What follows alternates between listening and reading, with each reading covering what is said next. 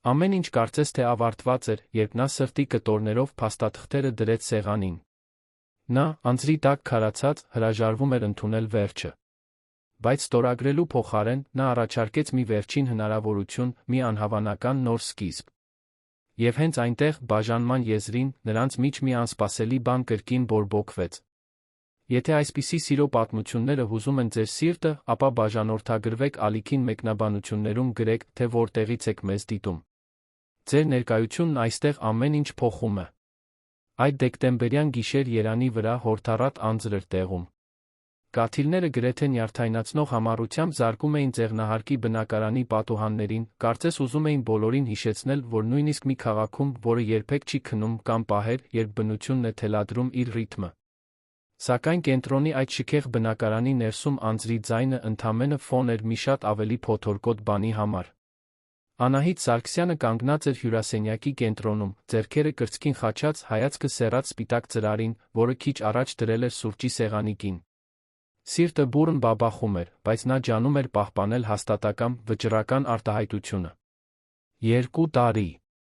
2 տարի այն հարսանիքից, որը բոլորն անվանում էին կատարյալ, Արարատ Հոլում կայացած շքեղ խնջույքից, արցունքոտ աչքերով տրված երդումներից ու խոստումներից, որոնք հիմա թվում էր, թե տվել էին երկու բոլորովին տարբեր մարդիկ։ Սենյակի մյուս կողմում, ձեռքերը տաբատի գրպաններում, պատուհանին հենված կանգնած էր Գագիկ Մանուկյանը։ Նա դիտում էր կնոջ ուրվագիծը արտացոլված ապակու վրա, առանց համարձակության շրջվելու ուղիղ նրա աչքերին նայելու։ Արմանի կոստյումը անթերի էր, ինչպես միշտ, բայց այդ գիշեր նրա մեջ ինչ-որ բան այլ էր։ Գուցե դեմքին դրոշմված հոգնածությունն էր, կամ այն զգացողությունը, որ տարիների մեջ առաջին անգամ նա չէր վերահսկում այն, ինչ տեղի էր ունենալու։ Անահիտը խորը շունչ քաշեց։ Ձայնն ավելի հաստատուն հնչեց, քան սպասում էր։ Գագիկ, դու պետք է ստորագրես այս փաստաթղթերը։ Նա չշարժվեց։ Շարունակում էր նայել դրսի անձրին, քաղաքի լույսերին, որոնք փայլում էին խոնավ մշուշի միջով։ Անահիտը զգաց, թե ինչպես է զայրույթը սկսում եռալ իր ներսում։ Սովորական պատմություն։ Միշտ էր այդպիսին եղել, անտեսել իրեն, երբ չէր ուզում ինչ-որ բանի հետ առերեսվել։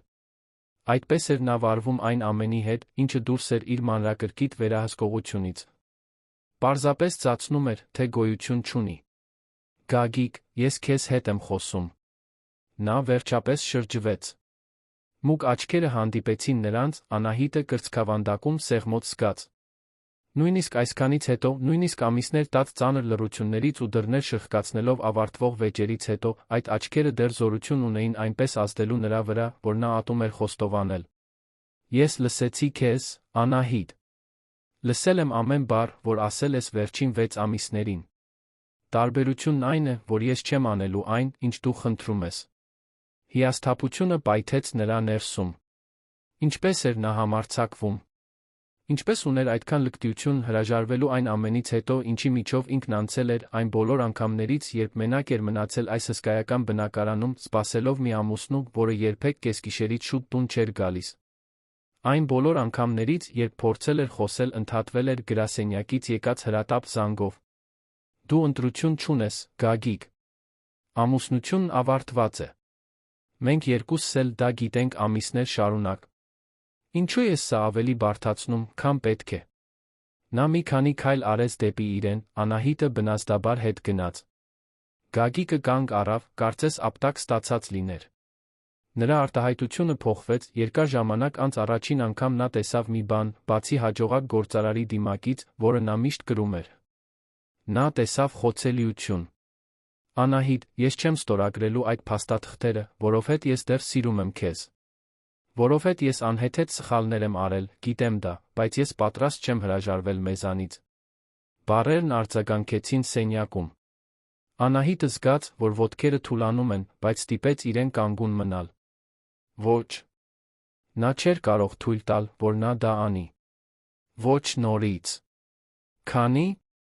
Անգամ էր ինքը հավատացել այդ խոսքերին։ Քանի՞։ Անգամ էր նա խոստացել փոփոխություններ, որոնք երբեք չէին գալիս։ Գագիկ, դու միշտ ես դա ասում։ Ասում ես, որ սիրում ես ինձ, որ կփոխվես, որ այլ կերպ կանես։ Բայց հաջորդ օրը դու արդեն նորից խորասուզված ես աշխատանքի մեջ, մոռանալով, որ տանը քեզ սպասող կին ունես։ Ես այլս չեմ դիմանում։ Ես հոգնել եմ երկրորդ տեղում լինելուց։ Նա մեկ քայլ առաջ արեց, այս անգամ Անահիտը հետ չքաշվեց։ Նրա աչքերը փայլում էին մի այնպիսի ուժգնությամբ, որը նա վաղուց չէր տեսել։ Ուրեմն ինձ մի վերջին հնարավորություն տուր։ Իսկական հնարավորություն, ոչ թե այս ձախողված փորձերը, որ մենք անում ենք։ Ինձ 2 շաբաթ տուր, Անահիտ։ 2 շաբաթ միայն դու ու ես, հեռու այստեղից, հեռու աշխատանքից, հեռու ամեն ինչից։ Եթե այդ ժամանակի վերջում դու դեռ ուզենաս ամուսնալուծվել, ես կստորագրեմ առանց վիճելու։ Անահիտը առանց հումորի ծիծաղեց։ Դա անհեթեթ առաջարկ էր։ Կարծես 2 շաբաթը կարողանար շտկել 2 տարվա անտարբերությունը։ Կարծես մի ուղղորությունը ջնջեր այն բոլոր գիշերները, երբ նա մենակ լաց էր եղել, այն բոլոր անգամները, երբ իրեն անտեսանելի էր զգացել նրա կողքին։ Գագիկ, սա է։ Կարծում ես, 2 շաբաթվա արձակուրդը ամեն ինչ կլուծի։ Կստիպի մեզ նորից դառնալ այն, ինչ կայինք։ Այդպես չի լինում։ Գուցե ոչ։ Բայց գոնե կփորձենք։ Գոնե ես ցույց կտամ քեզ, որ այս անգամ լուրջ եմ խոսում։ Անահիտ, ես արդեն ամեն ինչ ամրագրել եմ։ Տոմսեր, հյուրանոց, ամեն ինչ։ Մենք վաղն ենք մեկնում։ Ամանորն ու Սուրբ Ծնունդը, միայն մենք երկուսս։ Եթե վերջում դու դեռ ուզենաս շարունակել ամուսնալուծության գործընթացը, ես կհարգեմ դա։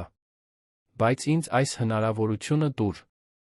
Նա նայեց Գագիկին, փնտրելով մանիպուլյացիայի, խաղի որե նշան։ Բայց այն ամենը, ինչ տեսնում էր, անկեղծություն էր։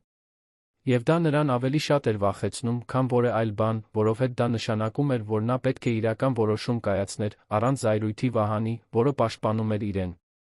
Իսկ աշխատանքը։ Դու կարող ես այդպես պարզապես ամեն ինչ թողնել։ Արդեն թողել եմ։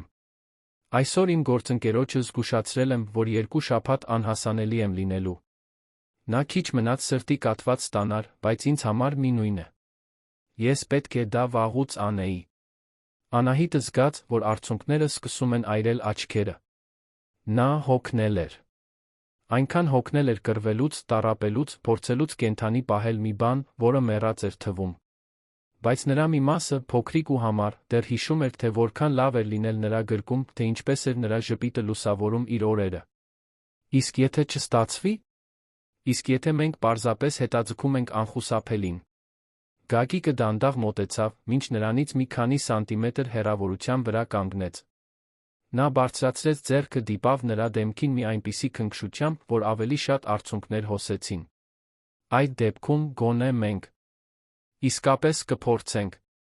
Գոնե մենք մեր կյանքի մնացած մասը չենք անցկացնի, մտածելով, թե արդյոք կար մի հնարավորություն, որը մենք չօգտագործեցինք։ Անահիտը փակեց աչքերը, զգալով նրա հպումը, նրա օծանելիքի ծանոթ բույրը։ Դա խենթություն էր։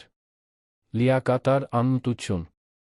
Բայց գուցե դա հենց այն խենթությունն էր, որի կարիքը նրանք ունեին։ 2 շաբաթ։ Եվ եթե ես չզգամ, որ որևէ բան փոխվել է, դու կստորագրես փաստաթղթերն առանց առարկելու։ Առանց առարկելու։ Դու իմ խոսքն ունես։ Նա բացեց աչքերը, նայեց նրան։ Այդ պահին այնքան վախ կար։ Վախ նորից վիրավորվելուց, վախ տրվելուց, պարզելուց, որ դա արժանի չէր, վախ, որ սա պարզապես մեկ այլ դատարկ խոստում էր։ Բայց կար նա հույսի մի կայծ, փոքրիկ ու փխրուն, բայց առկա։ Լավ։ 2 շաբաթ։ Բայց Գագիկ, եթե դու ստիպես ինձ նորից այս ամենի միջով անցնել, եթե դու ինձ մեկ անգամ հիասթափեցնես, ես երդվում եմ, որ այս անգամ դա իսկապես վերջը կլինի։ Հետդարձի ճանապարհ չի լինի։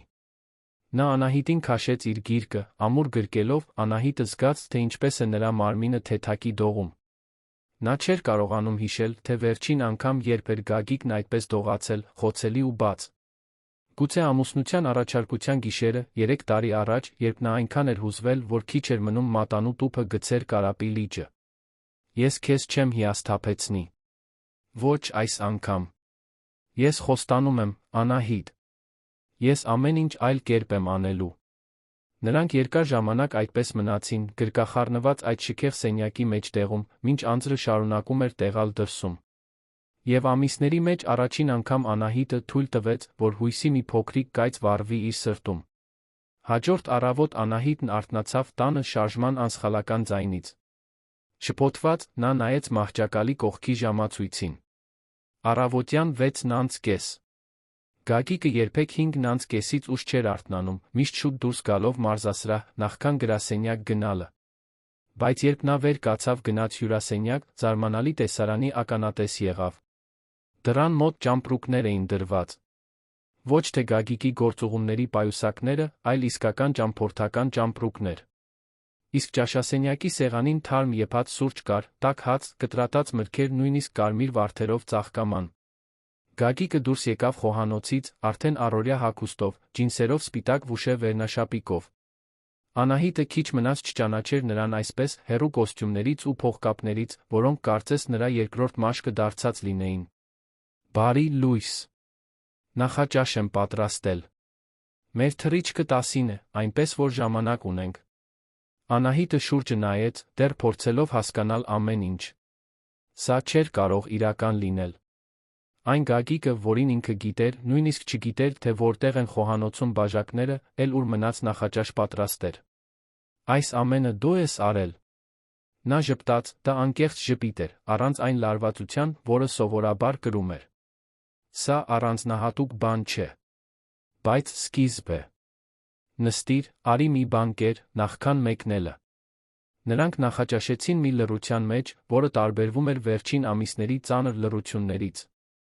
Դա ավելի թեթ լռություն էր, լցված հնարավորություններով։ Անահիտը գցեց կրուասանը դիտում էր ամուսնուն, փորձելով հասկանալ, թե իրականում ինչ է կատարվում։ Ո՞ր ենք գնում։ Անակնկալ է։ Բայց երաշխավորում եմ, որ քեզ դուր կգա։ Անահիտը աչքերը տնկեց, բայց չկարողացավ զսպել մի փոքրիկ ժպիտ։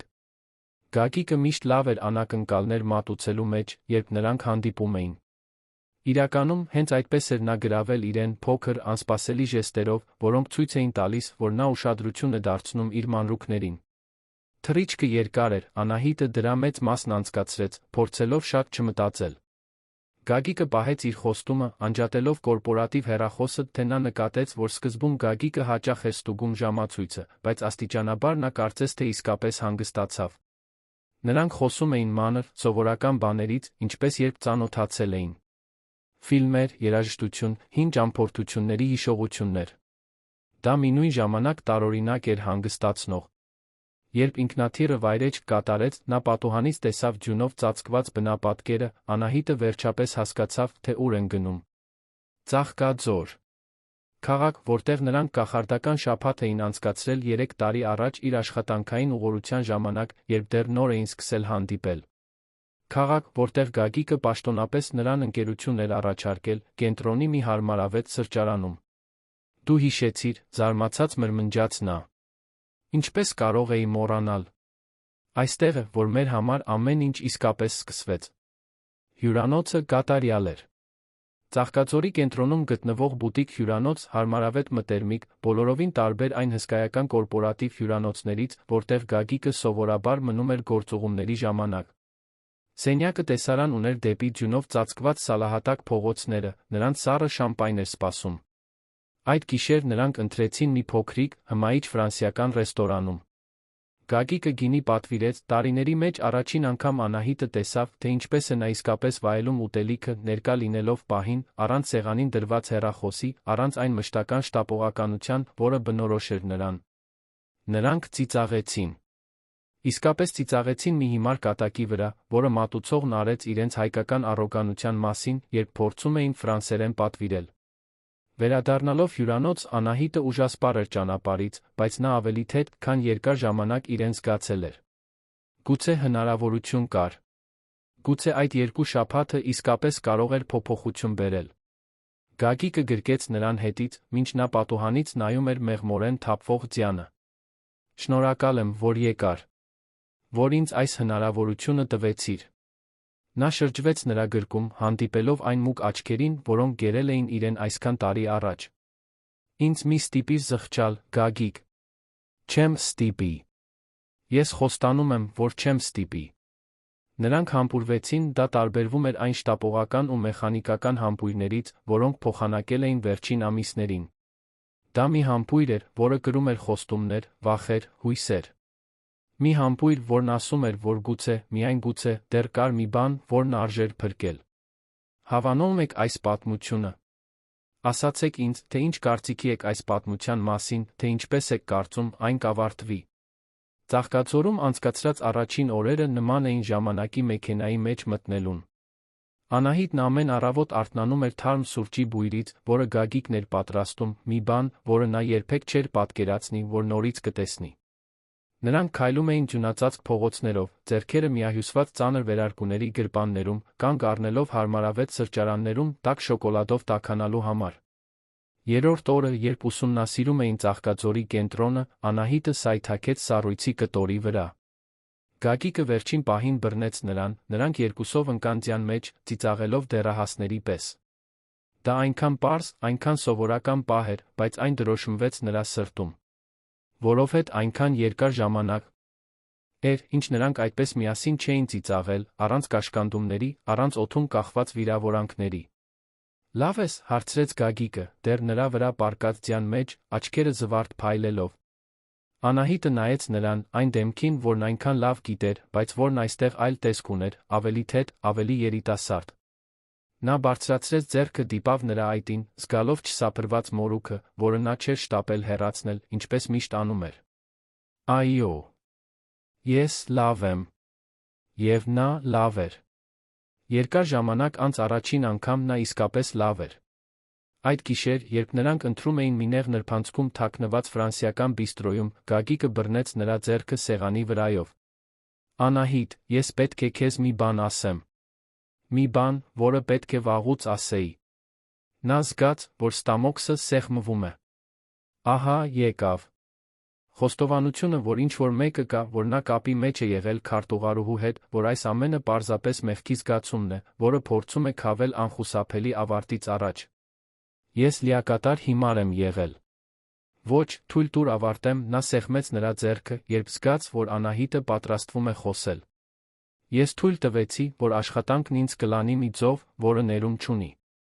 Ես կարծում էի, թե մեր երկուսի համար ապագա եմ կառուցում, որ ես այն հոգատար ամուսինն եմ, որին, կարծում էի, դու արժանի ես։ Բայց այն, ինչին դու իսկապես արժանի էիր, ներկա ամուսինն էր։ Մի մարդ, որը տուն կգար կուզենար իմանալ, թե ինչպես է անցել քո օրը։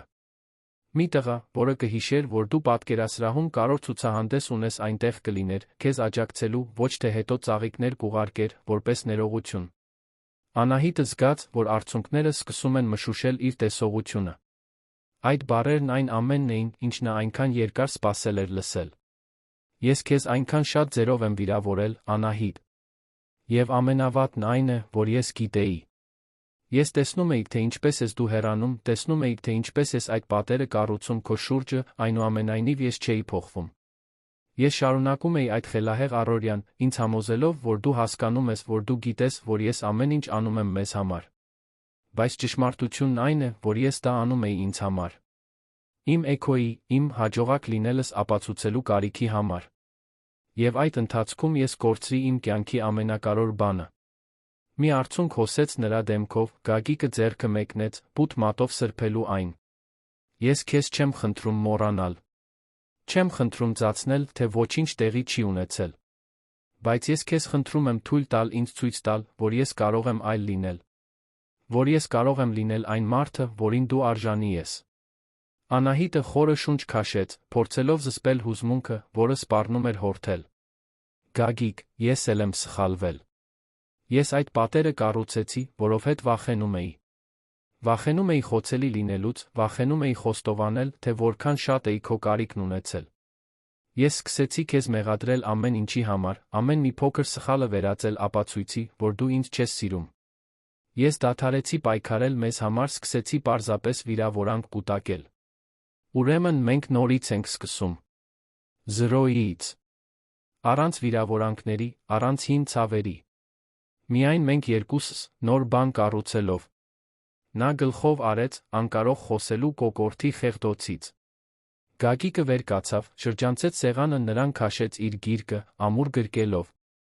Այնտեղ Ծաղկաձորի այդ հարմարավետ բիստրոյում, դրսում թափվող ձյան հետին պլանում հնչող ֆրանսիական ակորդեոնի մեղմ ձայնի ներքո, նրանք միմյանց լուռ խոստում տվեցին։ Նոր սկզբի խոստում։ Հաջորդ օրերը վերագտնում էին։ Նրանք այցելեցին թանգարաններ, արվեստի պատկերասրահներ, Գագիկն իսկապես ուշադրություն էր դարձնում, երբ Անահիտը խոսում էր գործերի մասին, հարցեր տալով, անկեղծ հետաքրքրություն ցուցաբերելով։ Նրանք սահեցին սառույցի վրա Ծաղկաձորի սահադաշտում, Գագիկն այնքան շատ ընկավ, որ Անահիտը կորցրեց հաշիվը, բայց նա ծիծաղում էր իր վրա, փոխանակ զայրանալու սեփական անջարդությունից։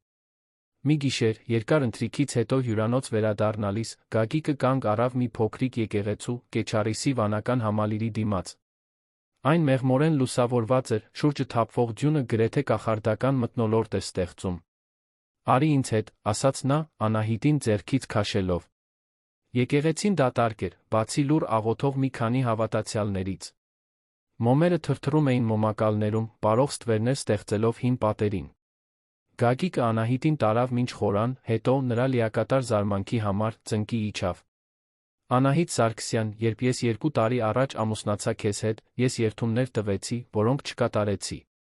Ես խոստացա լինել քո կողքին ուրախության, տխրության, առողջության, հիվանդության մեջ։ Բայց ես չկայի։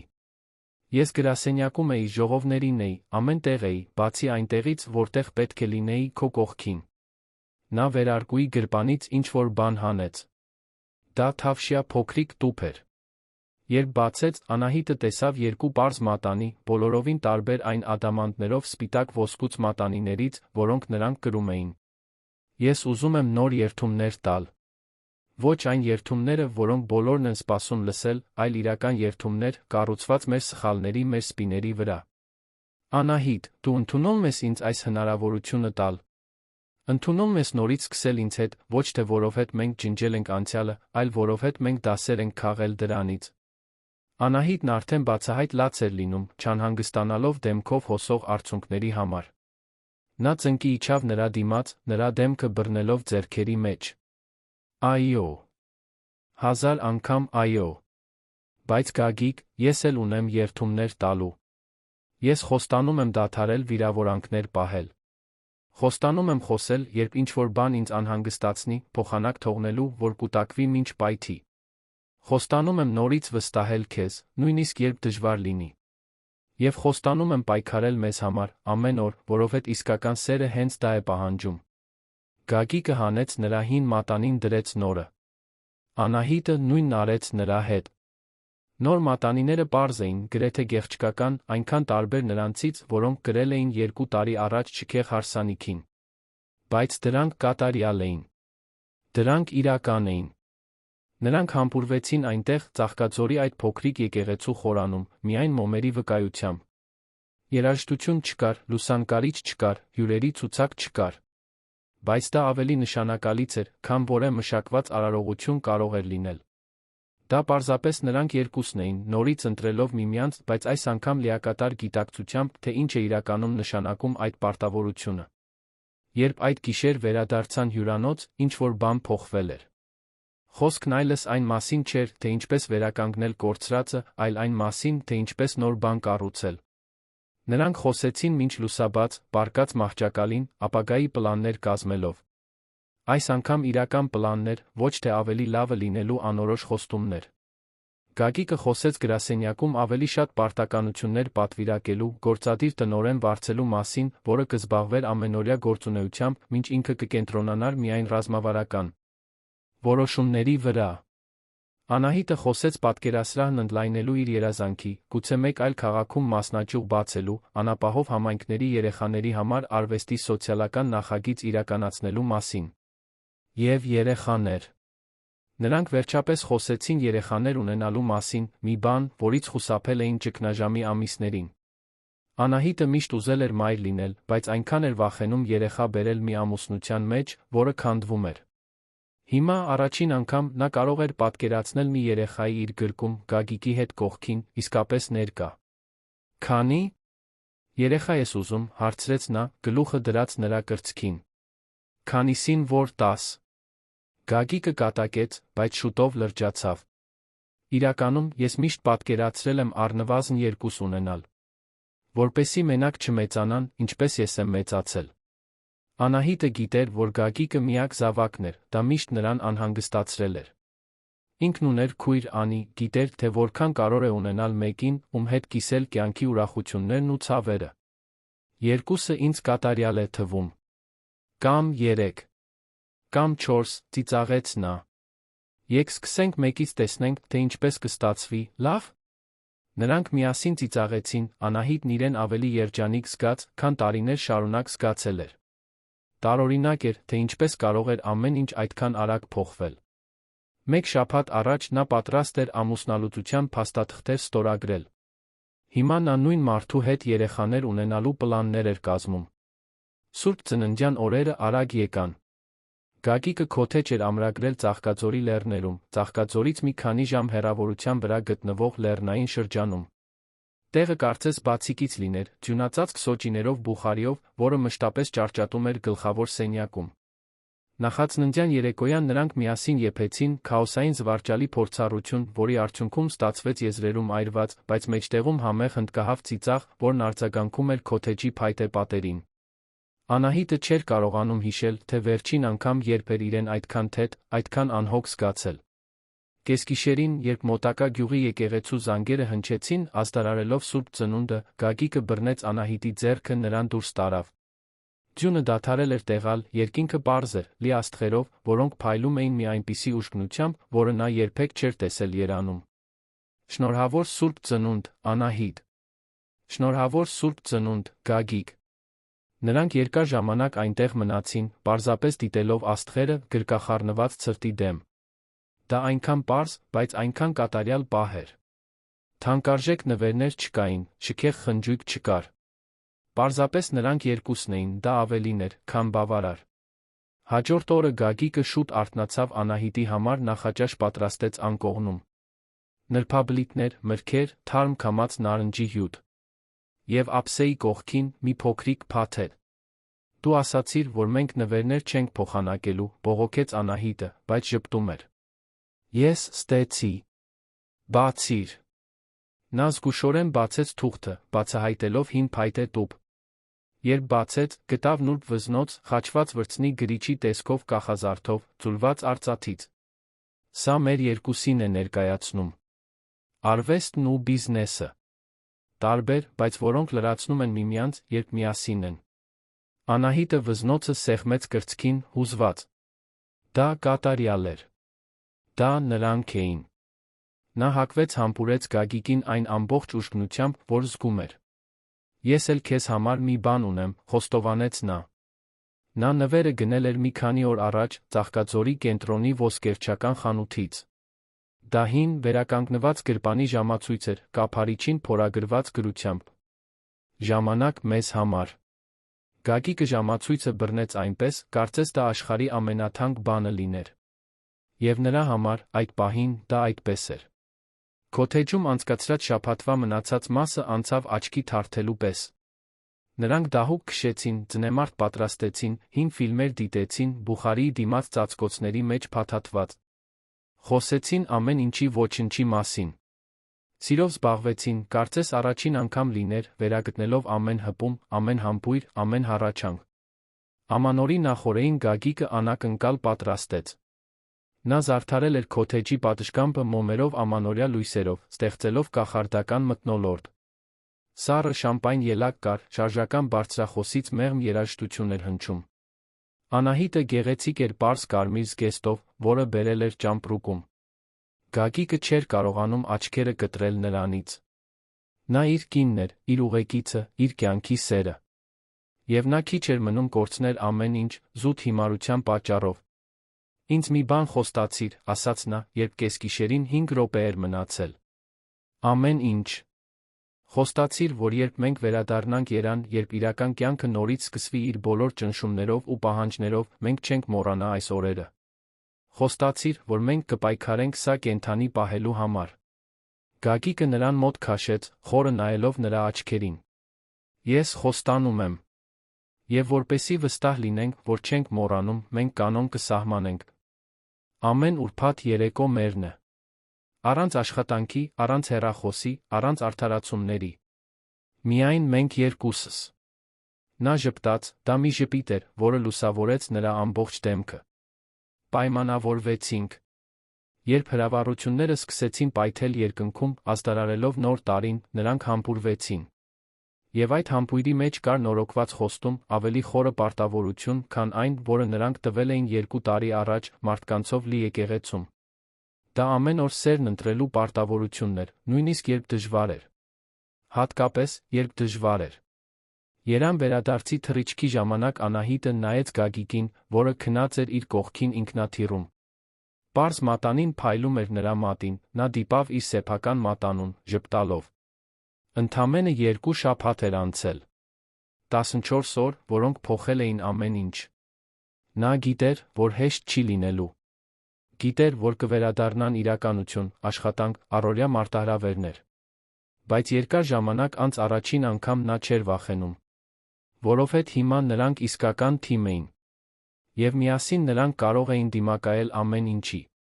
Երբ ինքնաթիռը վայրէջք կատարեց Զվարթնոց օդանավակայանում, նրանք անցան ժամանման սրահի դռներով, Անահիտը ամուր բռնեց Գագիկի ձեռքը։ Նոր փուլ էր սկսվում։ Ոչ թե նախկինի շարունակությունը, այլ բոլորովին նոր բան։ Ավելի լավ բան։ Մի բան, որի համար արժեր պայքարել, կենդանի պահելու համար։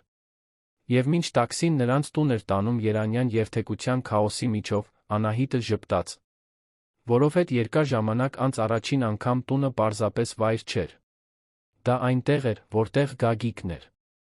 Եվ դա ամեն ինչ փոխում էր։ Ճամփորդությունից հետո առաջին ամիսները նման էին պղպջակի մեջ ապրելուն։ Անահիտն ու Գագիկը վերադարձան երան, վճռականորեն այլ կերպ վարվելու, որոշ ժամանակ դա նրանց հաջողվեց։ Ուրբաթ օրերը սրբազան էին, ինչպես խոստացել էին։ Նրանք անջատում էին հեռախոսները, միասին եփում, խոսում մինչ ուշ գիշեր, ֆիլմեր դիտում, սիրով զբաղվում։ Կարծես նորից սովորում էին ամուսնացած լինել, բայց այս անգամ ճիշտ ձով։ Գագիկը Արթուր Դավթյանին վարձեց որպես ընկերության գործադիր տնօրեն։ Համալսարանական տարիների հին ընկերոջը, որն ուներ անհրաժեշտ փորձն ու վստահությունը ամենօրյա գործերը վարելու համար։ Սկզբում դժվար էր։ Գագիկը սովոր էր վերահսկել ամեն մանրուք, ներգրավված լինել ամեն որոշման մեջ։ Բայց Անահիտը նրան աջակցում էր, հիշեցնելով Ծաղկաձորի այն եկեղեցում տված երդումների մասին։ Անահիտն իր հերթին ընդլայնեց պատկերասրահը։ Նա երկրորդ մասնաճյուղ բացեց Սարյան փողոցում, կենտրոնանալով սկսնակ նկարիչների սոցիալական նախագծերի վրա։ Շաբաթը մեկ անգամ նա անվճար արվեստի դասեր էր տալիս քաղաքի արվարձաններից մեկի անապահով համայնքի երեխաներին։ Գագիկն ամեն հինգշաբթի դասերից հետո գալիս էր նրա հետից, հաճախ կանգնում էր դռան մոտ, դիտելով, թե ինչպես է կինը դասավանդում այդքան կրքով ու նվիրումով։ Մայիսյան այդ օրերից մեկում, մինչ սպասում էր, որ Անահիտն ավարտի դասը, Գագիկը զրուցեց երեխաներից մեկի մոր հետ։ Տիկին Սոնան պարզ կին էր, որն աշխատում էր որպես մաքրուհի, 3 երեխաներին միայնակ պահելու համար։ Ձեր կինը հրեշտակ է, երիտասարդ։ Իմ Տիգրանը նախկինում երբեք վրձին ձեռքը չէր վերցրել։ Հիմա անընդհատ նկարում է, երազում է նկարիչ դառնալ։ Գագիկը հպարտ ժպտաց։ Անահիտն ուներ այդ շնորհը, կյանքեր փոխելու, պարզապես ներկա լինելով իր գիրքը կիսելով։ Երբ այդ գիշեր տուն հասան, Անահիտը փայլում էր։ Նա հուզված խոսում էր երեխաների առաջընթացի, նրանց աշխատանքներով ցուցահանդես կազմակերպելու մասին։ Գագիկը լսում էր նրան, լիովին ներկա, հարցեր տալով, գաղափարներ առաջարկելով։ Դա այնքան տարբեր էր նախկինից։ Ընթրիքից հետո, երբ միասին լվանում էին սպասքը, Անահիտը սրտխառնոցի նոպա զգաց։ Նա վազեց լոգարան, Գագիկը անհանգստացած հետեց նրան։ Լավ ես։ Ուզում ես բժիշկ կանչեմ։ Անահիտը նայեց նրան, աչքերը լայն բացված։ Նա ուշացել էր։ Գրեթե 2 շաբաթ։ Ինչպես նա առաջ չէր նկատել։ Գագիկ, կարծում եմ, հղի եմ։ Հաջորդած լռությունը կարծես հավերժություն տեց։ Հետո Գագիկը նրան գրկեց պտտեց, ծիծաղելով երեխայի պես։ Լո՛րջ։ Համոզված ես։ Դեռ ոչ։ Բայց բոլոր նշանները կան։ Պետք է թեստ անենք։ Նրանք վազելով գնացին մոտակա դեղատուն, դեռ տնային հողաթափերով ու հագուստով։ 3 տարբեր թեստ գնեցին, պարզապես համոզվելու համար։ Եվ երբ բոլորը դրական արդյունք ցույց տվեցին, նրանք գրկախառնվեցին Ձեղնահարկի լոգարանում, ուրախությունից լաց լինելով։ Անահիտը հղի էր։ Նրանք ծնող էին դառնալու։ Հաջորդ 9 ամիսները զգացմունքների ամերիկյան բլուրներ էին։ Առաջին եռամսյակում Անահիտը սարսափելի սրտխառնոցներ ուներ, Գագիկը միշտ նրա կողքին էր, բռնելով նրա մազերը, երբ նա փսխում էր, բերելով չորահաց կոճապղպեղով թեյ, չեղարկելով հանդիպումները տանը մնալու համար, երբ նա իրեն լավ չէր զգում։ Անահիտի քույրը Անին հիացած էր նորությունից։ Նա իրավաբան էր, Երանի մի մեծ ընկերությունում միշտ զբաղված էր, բայց պարտադիր գնում էր քրոջ հետ ուլտրաձայնային հետազոտությունների, երբ Գագիկը չէր կարողանում ներկա լինել։ Անին բարդ հարաբերություններ ուներ Արթուր Դավթյանի հետ, այն գործադիր տնօրենի, որին Գագիկը վարձել էր։ Նրանք ծանոթացել էին Անահիտի Գագիկի տանը կայացած ընթրիքի ժամանակ, ձգողությունն ակնթարթային ու ուժեղ էր եղել։ Բայց Անին նոր էր դուրս եկել թունավոր հարաբերություններից, երդվել էր, որ այլս երբեք չի ներգրավվի աշխատամոլ գործարարի հետ։ Արթուրն իր հերթին լիովին հիացած էր նրանով, բայց հարգում էր նրա խնդրած տարածությունը։ Անահիտը հետաքրքրությամբ հետում էր ամեն ինչին, հիշելով, թե ինչպիսին էին ինքն ու Գագիկը սկզբում։ Նրա մի մասը ուզում էր Անին հրել Արթուրի գիրկը, բայց մյուս մասը հասկանում էր քրոջ վախերը։ Հարաբերությունները հեշտ չէին, Անին լիակատար իրավունք ուներ զգույշ լինելու։ Հղիության 6-րդ ամսին Անահիտը պատկերասրահում հատուկ ցուցահանդես կազմակերպեց սոցիալական նախագծի երեխաների աշխատանքներով։ Միջոցառումը բացարձակ հաջողություն ունեցավ։ Գագիկն այնտեղ էր, հպարտ, կնոջը ներկայացնելով ներդրողներին ու կոլեկցիոներներին, գրքով խոսելով նրա նախագծի մասին։ Հենց այդ գիշեր հայտնվեց Ռուբեն Ավետիսյանը։ Անահիտի նախկին նշանածը, այն մարդը, ում հետ նա բաժանվել էր 5 տարի առաջ, կարիերային նվիրվելու համար։ Ռուբենը ճարտարապետ էր, հաջողակ, գեղեցիկ, ակնհայտորեն դեռ հետաքրքրված Անահիտով։ Նա մոտեցավ նրան կոկտեյլի ժամանակ, քաղաքավարի ողջունեց, շնորհավորեց ցուցահանդեսի հղիության կապակցությամբ։ Բայց նրա աչքերում ինչ-որ բան կար, մի ուշքնություն, որը Անահիտին անհարմար զգացողություն պատճառեց։ Գագիկն անմիջապես նկատեց։ Նա մոտեցավ, պաշտպանողական ձեռքը դնելով Անահիտի գոտկատեղին։ «Ռուբեն, վաղուց չենք տեսնվել», ասաց Գագիկը, ձայնը քաղաքավարի, բայց հաստատուն։ «Գագիկ, ուրախ եմ տեսնել քեզ։ Գեղեցիկ զույգ եք։ Հուզիչ պետք է լինի երեխայի սպասելը»։ Զրույցը մակերեսորեն սիրալիր էր, բայց Անահիտը զգում էր օդում կախված լարվածությունը։ Երբ Ռուբենը հրաժեշտ տվեց, Գագիկը նրան քաշեց ավելի առանձին անկյուն։ «Լավ ես»։ «Այո»։ Պարզապես չէի սպասում նրան այստեղ տեսնել։ «Բայց Գագիկ, պետք չէ անհանգստանալ։ Դա վաղուց է եղել»։ «Գիտեմ։ Ես վստահում եմ քեզ», Գագիկը համբուրեց նրա ճակատը։ «Բայց ես նրան չեմ վստահում։ Տեսա, թե ինչպես էր նա քեզ նայում»։ Անահիտը ժպտաց, դիպչելով ամուսնու դեմքին։ «Ես քեզ եմ ընտրել։ Ամեն օր ես քեզ եմ ընտրում»։ 3 ամիս անց, նոյեմբերյան մի անձրոտ լուսաբացին, Անահիտի ծննդաբերությունը սկսվեց։ Գագիկն ավելի նյարդային էր, քան նա, սայթաքում էր հիվանդանոցի պայուսակը վերցնելիս, մոռանում մեքենայի բանալիները, ճանապարհին քիչ մնաց 2 անգամ մեքենան վթարի ենթարկեր։ «Հանգստացիր, սիրելիս։ Այստեղ ես պետք է նյարդային լինեմ», ծիծաղեց Անահիտը, նույնիսկ ուժեղացող կծկումների պայմաններում։ Հիվանդանոցում Գագիկը ոչ մի վայրկյան նրա կողքից չհեռացավ։ Նա բռնեց նրա ձեռքը ամբողջ ծննդաբերության ընթացքում, սրբեց նրա քրտինքը, քաջալերող խոսքեր շշնջաց։ Եվ երբ երեխան վերջապես ծնվեց, երբ լացի ձայն արձագանքեց սենյակում, նրանք երկուսով միասին լաց եղան։ Տղա էր։ Կատարյալ 10 մատ ձեռքերին, 10 ոտքերին, ուշադիր աչուկներով սմազերով, որոնք արդեն կարելի էր քաշել։ Նրանք նրան անվանեցին Միքայել, Անահիտի պապի պատվին։ Միքայելի հետ առաջին ամիսները հյուծիչ, բայց կախարդական էին։ Գագիկը նվիրված հայր դարձավ, արթնանալով գիշերային կերակրումների համար, առանց բողոքելու տակտիրներ փոխելով, հանգստացնելով երեխային, երբ նա անմխիթար լաց էր լինում։ Անահիտը դիտում էր նրան, սիրահարված ոչ միայն ամուսնուն, այլ այն հորը, որը նա դարձել էր։ Անահիտի պատկերասրահն էլ ավելի հաջողակ դարձավ։ Նա մենեջեր վարձեց, որպեսզի կարողանա շաբաթական մի քանի անգամ տնից աշխատել Միքայելի հետ լինելու համար։ Գագիկը նույնպես ավելի քիչ ժամ էր աշխատում, թողնելով, որ Արթուրն ավելի շատ զբաղվի բիզնեսի ասպեկտներով։ Երբ Միքայելը 1 տարեկան դարձավ, Անահիտը պարզեց, որ նորից հղի է։ Եվ այս անգամ երկվորյակներ էին։ Տղա, աղջիկ։ Գագիկը քիչ մնաց ուշաթափվեր, երբ բժիշկը հայտնեց նորությունը։ Անահիտը ծիծաղեց, թե ինքն էլ շոկի մեջ էր։ Երկու երեխա միանգամից։ Եվս երկու երեխա սիրելու, խնամելու, դաստիարակելու համար։ Քաոսային կլիներ, բայց նրանք պատրաստ էին։ Երկվորյակները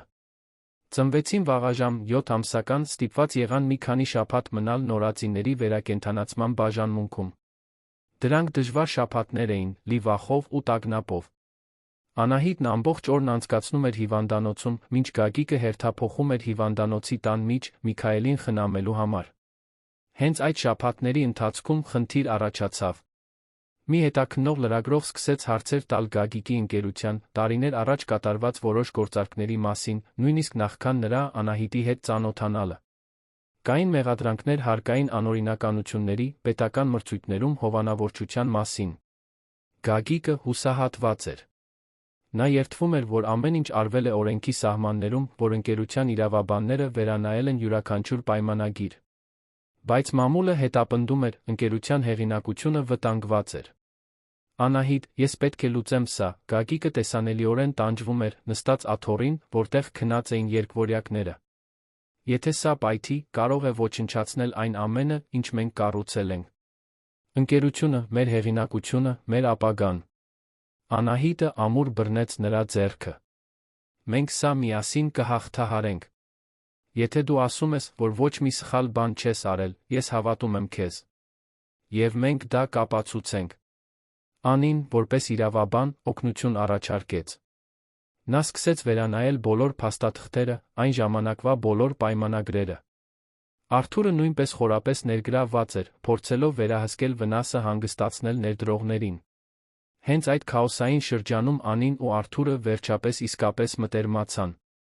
Կողք կողքի աշխատելով մինչ ուշ գիշեր, կիսելով վախերն ու անորոշությունները, նրանք հասկացան, որ իրենց միջ յուրահատուկ բան կա։ Մի բան, որն արժեր ուսումնասիրել։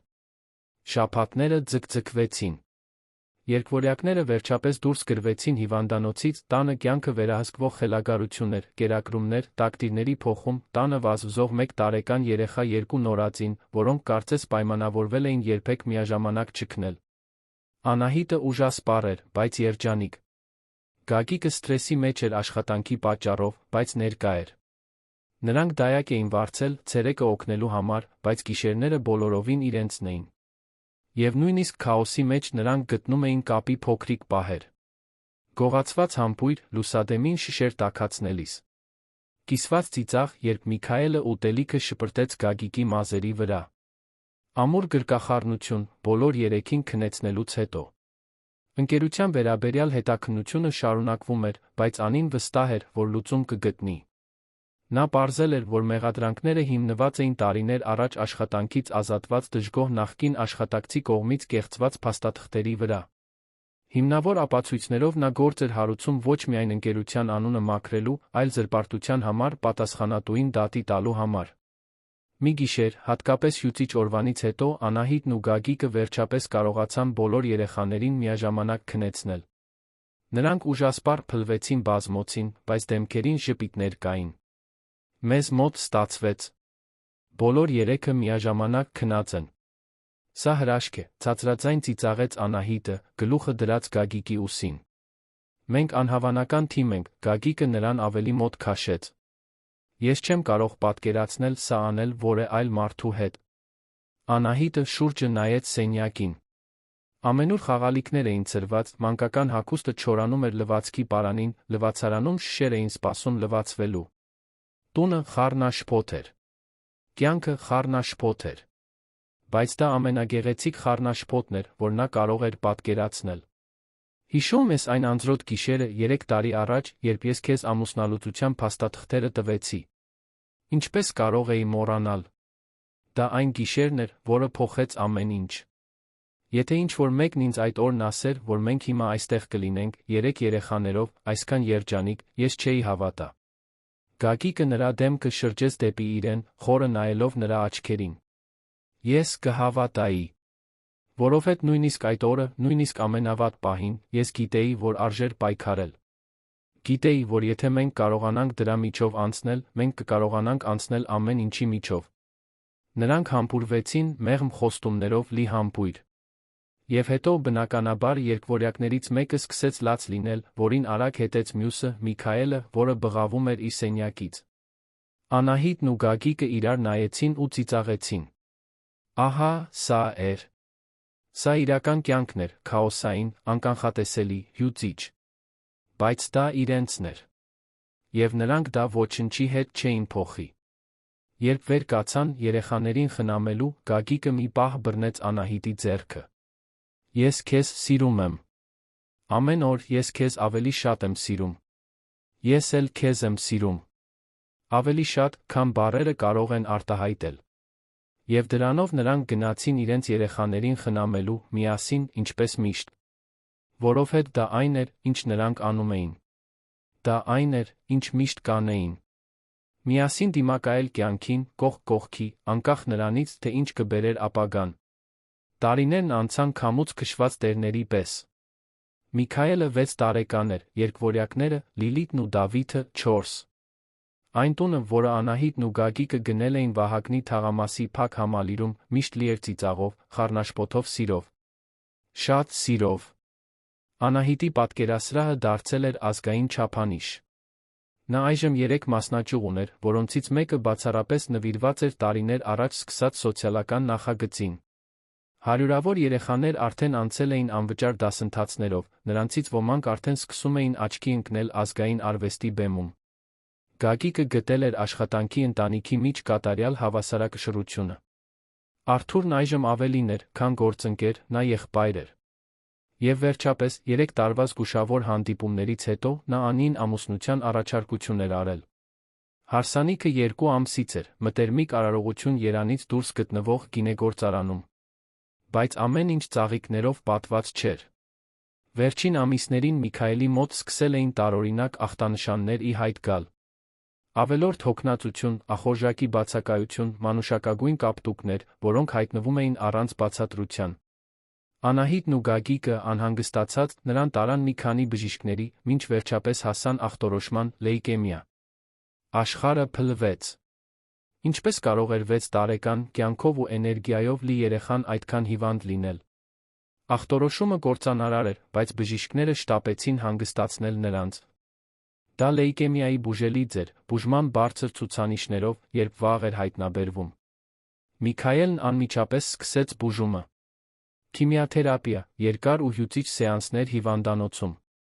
Անահիտը թողեց ամեն ինչ, որդու կողքին լինելու համար։ Գագիկը լիովին վերակառուցեց իր գրաֆիկը, հնարավորության դեպքում աշխատելով տնից, երբեք բաց չթողնելով բուժման սեանսները։ Երկվորյակները չափազանց փոքր էին, լիովին հասկանալու համար, թե ինչ է կատարվում, բայց զգում էին տան լարվածությունը։ Անահիտն ու Գագիկը ջանում էին պահպանել նորմալության տեսք, բայց դժվար էր։ Շատ դժվար էր։ Հենց այդ շրջանում Ռուբենը նորից հայտնվեց։ Նա լրագրերում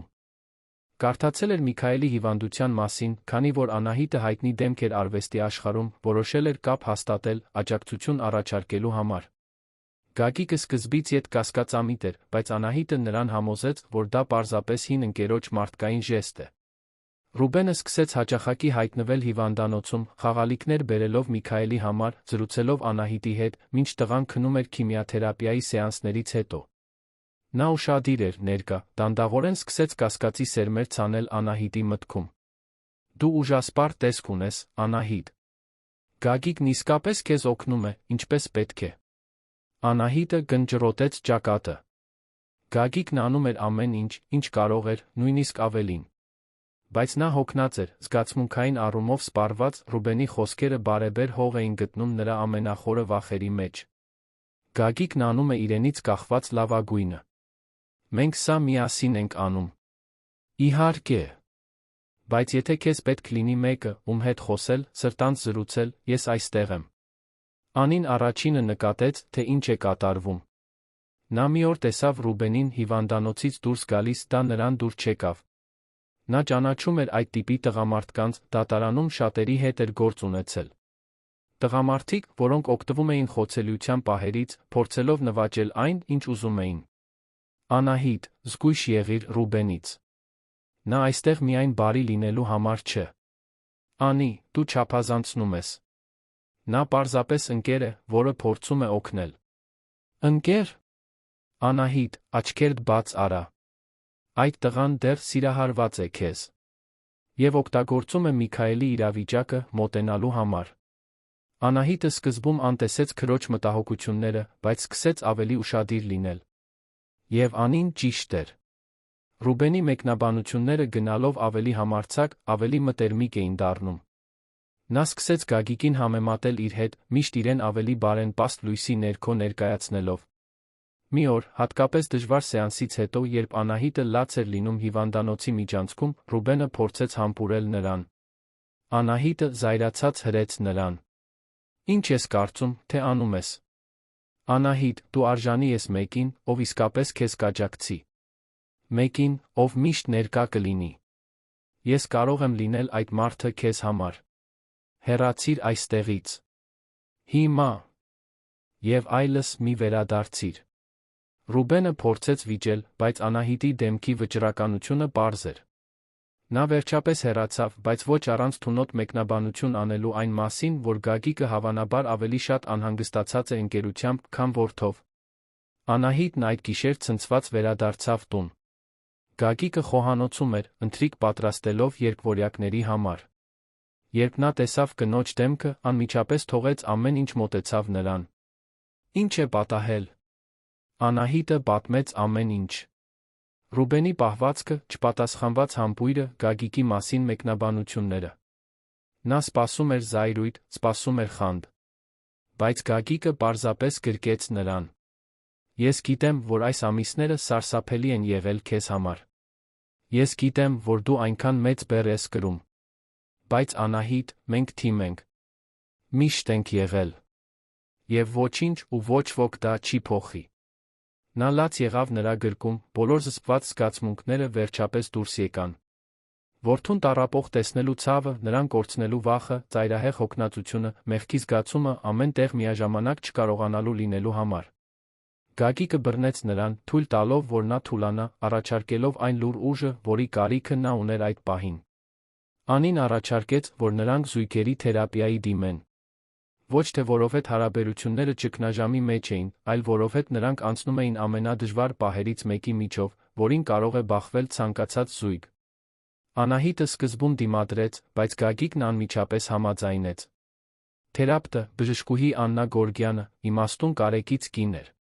Սեանսների ընթացքում Անահիտն ու Գեջեկը սովորեցին բարձրաձայնել իրենց վախերը, հիասթափությունները, անբավարարության զգացումները։ Գագիկը խոստովանեց, որ իրեն անզոր է զգում, որ չի կարողանում պաշտպանել որդուն հիվանդությունից, դա նրան ներսից քայքայում է։ Անահիտը խոստովանեց, որ վախենում է քանդվելուց, բոլորի համար բավականաչափ ուժեղ չլինելուց։ Դուք պետք չէ միշտ ուժեղ լինեք։ Երբեմն միմյանց հետ խոցելի լինելը ամենամեծ ուժն է, որ կարող եք ցուցաբերել։ Սեանսներն օգնեցին։ Շատ։ Անահիտն ու Գագիկը դրանցից դուրս եկան ավելի միասնական, ավելի տեղյակ միմյանց կարիքների մասին։ Նրանք նոր ծեսեր սահմանեցին։ Ամեն գիշեր, երեխաներին քնեցնելուց հետո, նրանք 15 րոպե նստում էին այգում, պարզապես զրուցելով, պարզապես միմյանց համար ներկա լինելով։ Մինույն ժամանակ, Միքայելի բուժումը շարունակվում էր։ Լավ օրեր կային, վատ օրեր։ Օրեր, երբ նա էներգիա ուներ եղբոր ու քրոջ հետ խաղալու, օրեր, երբ հազիվ էր կարողանում անկողնուց վեր կենալ։ Բայց դանդաղ, աստիճանաբար, նա լավանում էր։ Հետազոտությունները ցույց էին տալիս, որ լեյկեմիան արձագանքում է բուժմանը։ Հենց այդ շրջանում Գագիկի ընկերության վերաբերյալ հետաքննությունը վերջապես փակվեց։ Անին կարողացել էր ապացուցել, որ մեղադրանքները կեղծ էին, հիմնված կեղծված փաստաթղթերի վրա։ Պատասխանատու նախկին աշխատակիցը դատապարտվեց։ Ընկերության հեղինակությունը վերականգնվեց։ Արթուրն ու Անին ամուսնացան գինեգործարանում կայացած գեղեցիկ արարողությամբ։ Միքայելը, արդեն շատ ավելի լավ, մատանիների կրողն էր, հպարտ իր փոքրիկ կոստյումով։ Լիլիթը ծաղիկներ բերող աղջիկն էր, ճանապարհին վարդի թերթիկներ շաղ տալով։ Դավիթը փորձեց ուտել թերթիկները, բոլորը ծիծաղեցին։ Անահիտը դիտում էր, թե ինչպես է քույրը երթումներ փոխանակում Արթուրի հետ, խորը երախտագիտություն զգաց։ Իր ընտանիքն աճել էր։ Անին այժմ ոչ միայն իր քույրն էր, այլ իսկական տալը։ Արթուրը ոչ միայն Գագիկի գործընկերն էր, այլ ընտանիքի անդամ։ Արարողությունից հետո, երբ պարում էին խնջույքին, Գագիկը Անահիտին մոտ քաշեց. 10 տարի։ 10 տարի այն անձրոտ գիշերվանից, երբ դու ինձ ամուսնալուծության փաստաթղթերը տվեցիր։ Թվում է, հավերժություն է անցել, մի նույն ժամանակ, կարծես 3 էր։ Արժեր, չէ՞։ Ամբողջ ջանքը, բոլոր դժվարությունները։ Արժեր չհանձնվելը։ Անահիտը շուրջը նայեց։ Միքայելը խաղում էր իր զարմիկների հետ, վերջապես վարդագույն այտերով, կյանքով լի։ Երկվորյակները խառնաշփոթ էին ստեղծում քաղցրավենիքի սեղանի մոտ։ Անին փայլում էր Արթուրի գրկում։ Այն ընտանիքը, որը նրանք կառուցել էին անկատար, բայց խորապես իրական, ամբողջությամբ այնտեղ էր։ Արժեր։ Ամեն վայրկյանն արժեր։ 6 ամիս անց Միքայելը պաշտոնապես դուրս գրվեց։ Լեյկեմիան լիակատար ռեմիսիայի մեջ էր։ Բժիշկները լավատես էին, կրկնվելու հավանականությունը նվազագույն էր։ Ամբողջ ընտանիքը տոնեց տանը կազմակերպված հսկայական խորովածով, բոլոր ընկերների, Անահիտի սոցիալական նախագծի երեխաների, Գագիկի գործընկերների հետ։ Դա կյանքի, սիրո, համառության տոն էր։ Անահիտն այգում էր, դիտելով, թե ինչպես է Գագիկը խաղում 3 երեխաների հետ։ Նա հետապնդում էր նրանց, հրեշի ձայներ հանելով, երեխաները ճչում էին ուրախությունից, խառնված խաղային վախի հետ։ Միքայելը նորից ուժեղ էր, վազում էր այնքան արագ, որքան միշտ։ Երկվորյակները հետում էին նրան, փորձելով հասնել ավագ եղբորը։ Անին մոտեցավ, 4 ամսական հղի իր առաջնեկով։ Նա անհավանական հայր է, չէ՞։ Այո։ Ժամանակ պահանջվեց, որ նա դա հայտնաբերի, բայց հիմա անհնար է նրան այլ կերպ պատկերացնել։ Գիտես, որ դու Գագիկը ոգեշնչում եք ինձ ու Արթուրին, չէ՞։ Դուք ապացուցեցիք, որ իսկական սեր գոյություն ունի։ Որ արժե պայքարել դրա համար։ Անահիտը ժպտաց, աչքերը արցունքոտ։ Մենք քիչ մնաց ամեն ինչ դեն նետեինք, Անի։ Քիչ մնաց ոչնչացնեինք ամենալավ բանը, որ երբե մեզ հետ պատահել է։ Բայց մենք սովորեցինք, որ սերը միայն զգացմունք չէ։ Դա ընտրություն է։ Ընտրություն, որը մենք անում ենք ամեն օր։ Գագիկը նկատեց, որ Անահիտը նայում է, ձեռքով արեց նրան։ Անահիտը ձեռքով պատասխանեց, սիրտը երախտագիտությունից լցված։ Նրանք այնքան բանի միջով էին անցել։ Ամուսնական ճգնաժամ, երթումների նորոգում Ծաղկաձորում, 3 երեխաների ծնունդ, Միքայելի հիվանդություն, Ռուբենի նրանց բաժանելու փորձեր, ընկերության հետաքննություն։ Յուրաքանչյուր մարտահրավեր կարող էր վերջը լինել։ Բայց յուրաքանչյուր մարտահրավեր նրանց ավելի ուժեղ, ավելի միասնական էր դարձրել։ Այդ գիշեր, երբ բոլորը գնացին, երեխաները վերջապես քնեցին, Անահիտն ու Գագիկը նստեցին այգու ճոճանակին։ Երկինքը պարզ էր, լի աստղերով։ Գեղեցիկ, խոստումներով լի գիշեր էր։ Գագիկ, հիշո՞ւմ ես այն քոթեջը Ծաղկաձորի լեռներում։ Երբ մենք նորոգեցինք մեր երթումները։ Ինչպես կարող էի մոռանալ։ Դա իմ կյանքի ամենակարևոր օրերից մեկն էր։ Մենք պետք է վերադառնանք այնտեղ։ Գուցե հաջորդ Սուրբ Ծննդին։ Այս անգամ երեխաներին տանենք։ Ես դա շատ կուզենայի։ Ցույց տալ նրանց այն վայրը, որտեղ մենք իսկապես որոշեցինք հավերժ միասին լինել։ Անահիտը գլուխը դրեց նրա ուսին, նայելով աստղերին։ Դրանք նույն աստղերն էին, որոնք տեսել էին այն Սուրբ Ծննդյան գիշերը, 10 տարի առաջ։ Բայց նրանք այժմ այլ մարդիկ էին։ Ավելի մեծ, ավելի իմաստուն, կյանքի սպիներով նշված, բայց անսահման ավելի երջանիկ։ Գիտես, երբեմն ինչ եմ մտածում, մեղմորեն ասաց Անահիտը։ Ես մտածում եմ, թե ինչ կլիներ, եթե դու ստորագրեիր այդ փաստաթղթերը։ Եթե մենք հանձնվեինք։ Գագիկը նրան ավելի մոտ քաշեց։ Չեմ էլ ուզում մտածել դրա մասին։ Կյանքն առանց ձեզ դատարկ, անիմաստ կլիներ։ Հենց դա։ Դրա համար եմ ես այնքան երախտապարտ։ Երախտապարտ, որ դու բավականաչափ համառ էիր չհանձնվելու համար։ Երախտապարտ, որ ինձ այդ 2 շաբաթը տվեցիր։ Երախտապարտ ամեն օրվա համար, որ մենք ընտրեցինք միասին մնալ, նույնիսկ երբ դժվար էր։ Իսկական սերը խնդիրներ չունենալու մասին չէ, Անահիտ։ Դա խնդիրները միասին հաղթահարելու մյուս կողմից ավելի ուժեղ դուրս գալու մասին է։ Նա դեմքը շրջեց դեպի նրան, նրանք համբուրվեցին աստղերի տակ։ Դա մի համբույր էր, որը կրում էր 10 տարվա պատմություն, կիսված ուրախություններ ու ցավեր, կատարված խոստումներ ու նորոգված երդումներ։ Դա մի համբույր էր, որն ասում էր, որ անկախ նրանից, թե ինչ կբերեր ապագան, նրանք պատրաստ կլինեին, որովհետև միասին կլինեին։ Սենյակում Միքայելը շարժվեց քնի մեջ ինչ-որ բան մրմնջաց տիեզերագնացների մասին։ Լիլիթն ավելի ամուր գրկեց իր փափուկ արջուկին։ Դավիթը վերմակը մի կողմ հրեց, ինչպես միշտ անում էր։